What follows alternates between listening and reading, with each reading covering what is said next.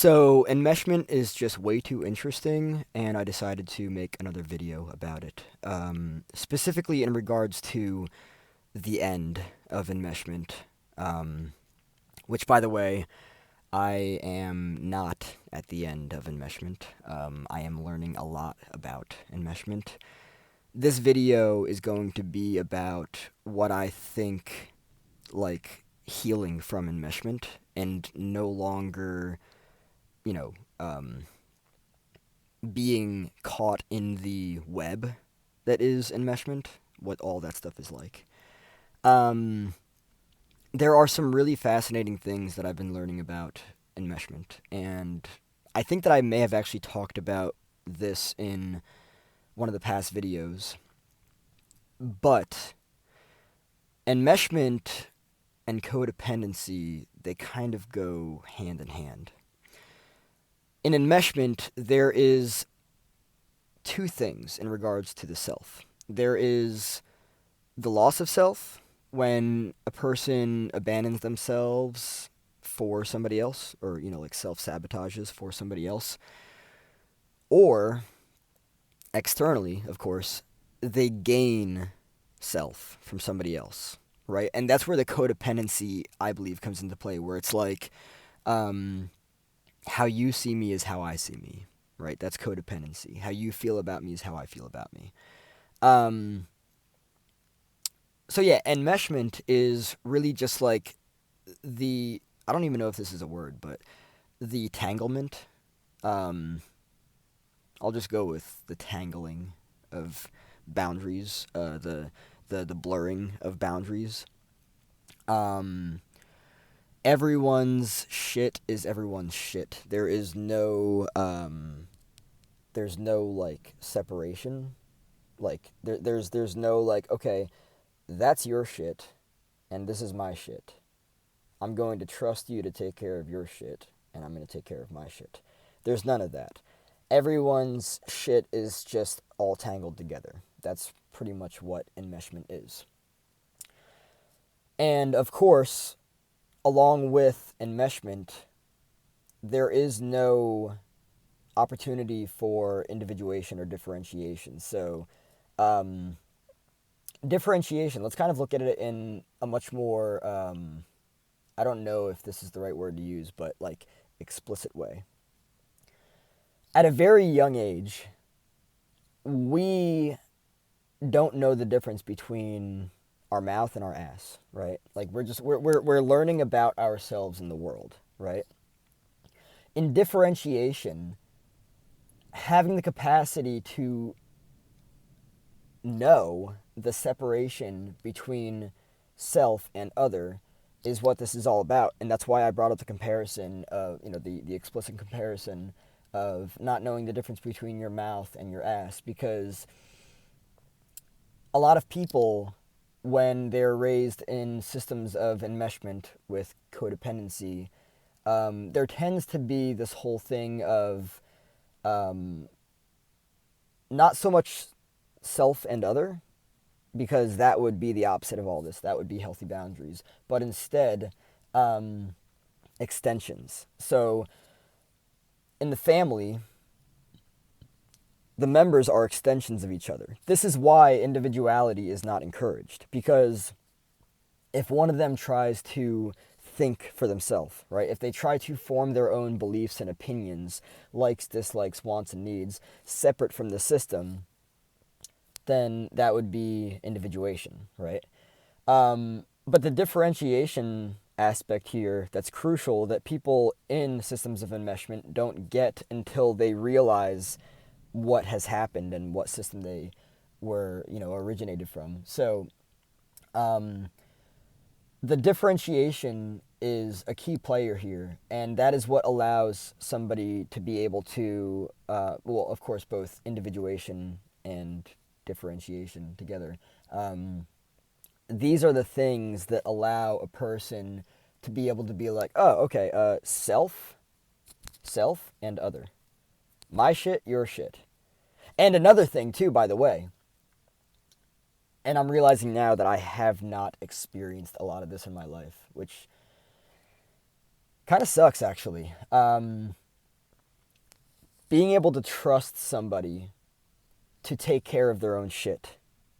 And this is where the boundaries come into play, right? Like, not everybody actually has, because they didn't learn it, but not everybody actually has the emotional skills necessary to take care of their own shit, which is why they end up bringing their shit to other people, and then the other people take on their shit, and then the other people become overly responsible because they probably learned a dynamic of, being the rescuer or caretaker.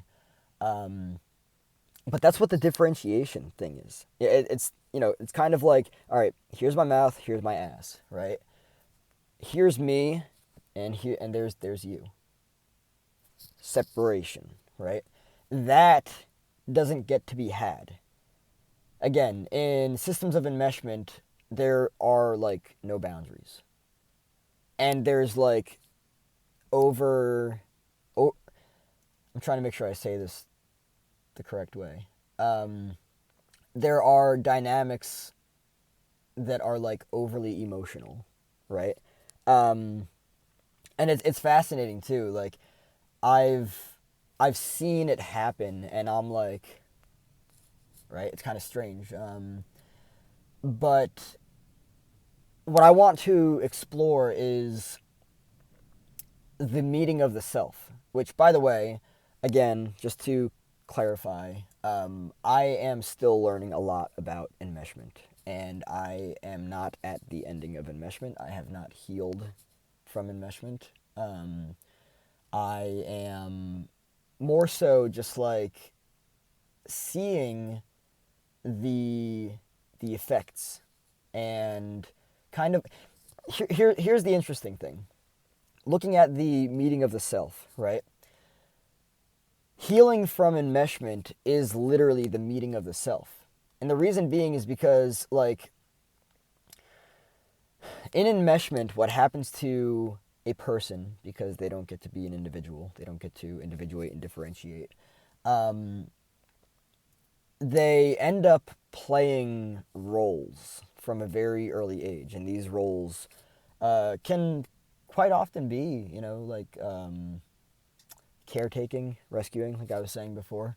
Again, everyone's shit is everyone's shit, and not only that. I need to make this very clear. Another thing about enmeshment is that it's like, if you're not okay, then I'm not okay, and I can't be okay unless you're okay. Not healthy, obviously. So the meeting of the self, right? As the ending of enmeshment comes, there is a meeting of the self, because you're taking all of these layers off of you that was never authentic to you, that was never authentic for you. It was never actually you. It was instead actually everything that you brought onto yourself from external, right? From other. None of it was self. In fact, again, there was the abandoning of self, right? It's not good or bad, right or wrong, but it is unhealthy. There was the abandoning of the self, so that ultimately becomes what is known as shadow work, right? If you abandon parts of yourself because you learn that it's unacceptable in the family system that you come from that is enmeshed, that becomes shadow work later on. Different parts of yourself, different ways that you are, and then how you see me is how I see me. How you feel about me is how I feel me. How I feel about me. So I am gaining self externally from other people. So it's the loss of self and the gain of self. The loss of self is self-abandonment. The gain of self is codependency, right? And with that, there are all of these layers that are, it's necessary to pull them back and pull them off and just realize that, like, it's a false fabrication of the self.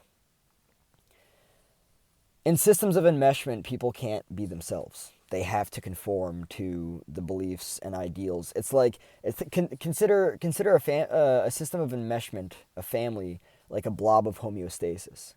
It's like one body, right? And each arm is a person. Each leg is a person, right? everyone affects everyone. There's no that's your shit, not mine. No, everyone's shit is everyone's shit. Um, this is exceedingly distracting for any person in the system because it takes away their focus and awareness and energy. One of the biggest components of this, actually, and most important, I would argue, but energy, right? Um, it takes that away from themselves and what they could potentially create for themselves if they were able to individuate and differentiate, which they're not able to because enmeshment doesn't allow for that. But the meaning of the self after enmeshment is really about setting boundaries. It's really about, like, understanding the separation between self and other. That's your shit. This is my shit. I wish that I could trust you to take care of your shit, but I don't believe that that's going to be possible. So anyway, I'm going to have to set boundaries, right? And you're going to have to figure out how to deal with your shit on your own. I actually really don't like that. I haven't met a lot of people in life that are. And by the way, I am not at all claiming that I'm like superior or better than anyone else. I have a lot of emotional work to do, of course, but I haven't met a lot of people in life that like actually can take care of themselves emotionally and they don't need to violate boundaries and bring their shit to other people and um, it's fucking wild. Um, and that's the other thing too. Trust and control being opposite sides of the same coin. Enmeshment is about control because you can't trust people that they'll be honest with you and open and vulnerable. So therefore, you've got to shove your fucking hands up people's asses and feel their fucking internal organs to make sure that they're being fucking honest and open and vulnerable with you, right? And that's where the violation of boundaries comes into play. Um, so the opposite of trust here, which is mistrust, obviously, and then along with that being control, like it's just yuck. It's you know, if somebody's going to be vulnerable and open, they're going to do it because they choose to, and that will only happen in the space of safety. It's like if a flower is going to bloom, it needs the right conditions in the environment for it, right? That's how people are. The only way that people will actually open up is if they feel safe. And in systems of enmeshment where there is blurred boundaries, tangled boundaries, no differentiation or individuation, no understanding of separation of self and other, no trust, obviously, doesn't exist. None of that stuff works. So yeah, the meeting of the self at the end of enmeshment is really all about setting boundaries and taking yourself away from the role of everything that it is that you were trained into and conditioned by. Stopping being the caretaker, stopping being the rescuer, asking the self what the self really wants, separate from what the family wants, what the family believes. Enmeshment is very seductive because it feels safe and comfortable and familiar, but it's not healthy. So it's wild.